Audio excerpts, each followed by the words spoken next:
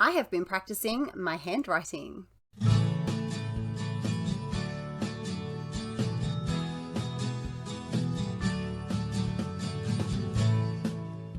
Hi everybody, welcome back to Talk and Chalk. I'm Beck and today's video is going to be sharing with you a wonderful resource that I have spent many hours creating and still not finished, but that's okay because the rest is coming. So if you've been following along on my Facebook page, you would have seen that I shared a bit of a teaser about this. It's instructional videos for your kids for handwriting lessons.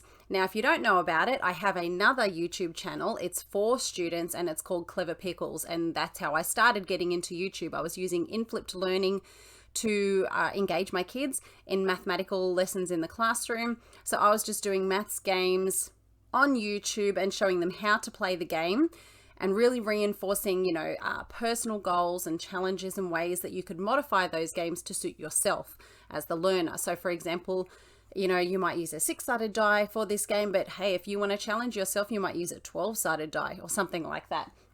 So what I've done is I'm using that format to delve into handwriting so that this will assist you as the teacher in having some really good content going in your classroom that you can then sort of leave going so that you can work with the kids. So these videos are intended to be used, one of two ways or both ways if you want to use them that way. The idea being is that you could put the video up in the classroom and as a whole class, the students could follow along the video completing the handwriting lesson. While they're doing that, you're not over at your desk answering your emails.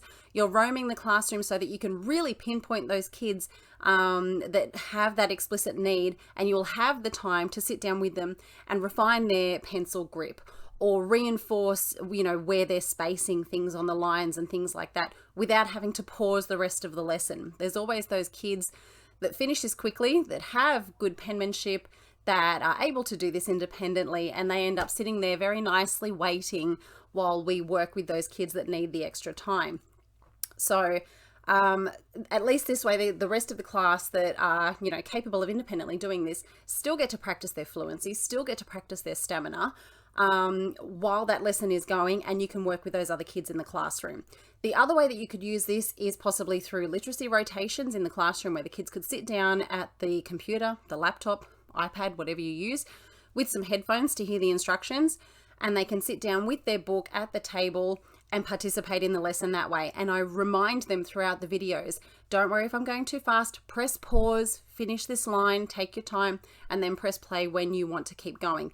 Now, if you're in my system, students can't access YouTube through their logins, which means that you'll have to log on, access the video for them, and then they can go through it.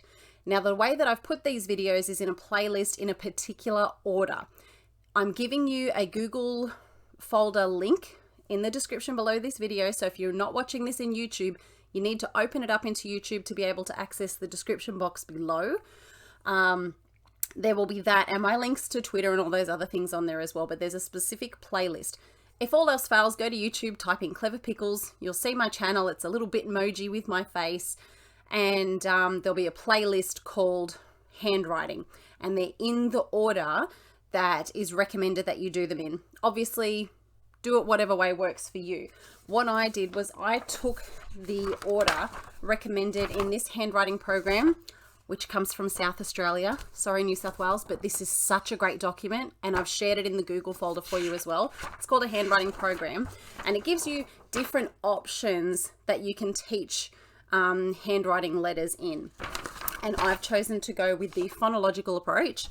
And the reason is, I'll give you the definition. It says in here, it says, this approach ensures that similar looking and sounding letters are taught well apart, so it helps beginning readers and writers to avoid confusions over letter sound correspondence.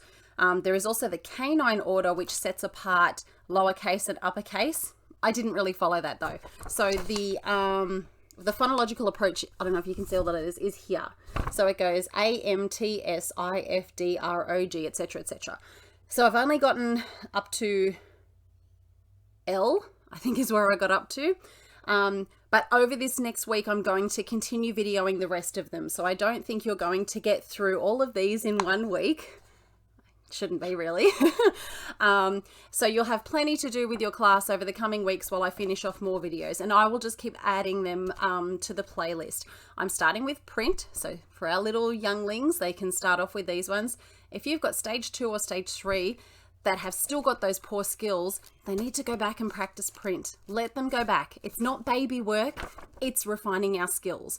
When I go to boot camp for the first time, I'm not doing the same stuff as the guy who's been doing boot camp for 10 years. I'm doing the beginner stuff. They need to practice this. Then I will do a series with tails, flicks, joins, whatever you want to call them, exits, entries, and then I'll do a series on cursive as well. So it will take me a while to do it. I am purposely using the student exercise books that are being used at my school. Obviously, I'm going to share this resource with my own teachers, and I want to make sure that it's exactly what they're using in the classrooms. So this is what we generally use for Year 1 and Year 2. This is from Office Max. It is 8mm double ruled with guidelines. It's lime green, lovely color, 32 pages. So you can see I'm using exactly what the kids are using. This is what they see in the videos, and they see me doing it. It's not up on the screen and saying, here, copy this down. I talk them through this. I talk them through what happens when I make an error and I want to correct it. I'm not scribbling it out. I'm not rubbing it out. I want to see that I'm making a correction so my teacher can see it. I purposely do not use a whole line. I tell them 6 only 6 letters. If we're doing more than that, we're fatiguing them. They're going to get tired, their hands are going to get sore, and it's unnecessary. You don't need to write A 20 times on one line to practice it. We do the 6, and then I tell them this gives me lots of room here if I want to practice something with my teacher, or if my teacher wants to role model something, or if my teacher wants to give me feedback. If you're someone who uses the traffic light stamp or the smiley face, straight face, sad face for the students to show reflection on how they think they've achieved, this gives them room to do that. This also gives you lots of room for the principal to slap a lovely sticker on there when the kids go up to show off their work.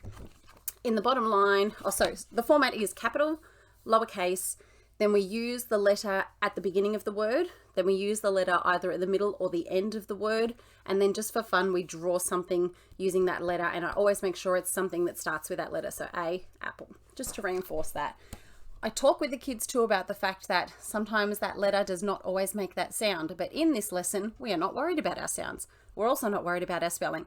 We're focusing on formation of that letter, holding our pencil correctly, making sure that we're not pushing too hard or pushing too light. That's the explicit focus for this lesson. So your learning intentions and success criteria will focus on those things. I can write between the lines accurately, or I can use my lines accurately, or I can form tails accurately, that kind of thing. I try not to use the word correctly because it's not correct, it's accurate. That's what we're focusing on. I also have these other resources in the Google Drive. The New South Wales Foundation font, because this document, even though it's amazing and South Australian, some of the letters are formed a little bit differently, and there's a ton of other resources on there for you too. So I do talk about using the sky, the grass, and the ground. I am an advocate for making sure that our kids are enhancing all of those skills that they need to do this, and that was recommended by an OT, and if an OT is using it, I'm going to use it too. Not in everything, just to reinforce what they're doing. So the rest of this document though, if you want to continue using it, it does have stuff in there about pencil grip, so you can have these pictures up for the kids. It talks about different types of clasps, so that you as a teacher know where they're sitting at in that progression of development with their fine motor skills. It's got a lovely picture in here too about posture and how you sit at your table. I'm an advocate for flexible learning spaces, but kids absolutely need to be sitting properly when we're explicitly focusing on developing their handwriting skills. Those kids who we know already have, beautiful handwriting skills and they're fluid and their stamina is great, may not necessarily need to focus on that so much. So it talks about pen lifts, about the speed of handwriting, handwriting in context.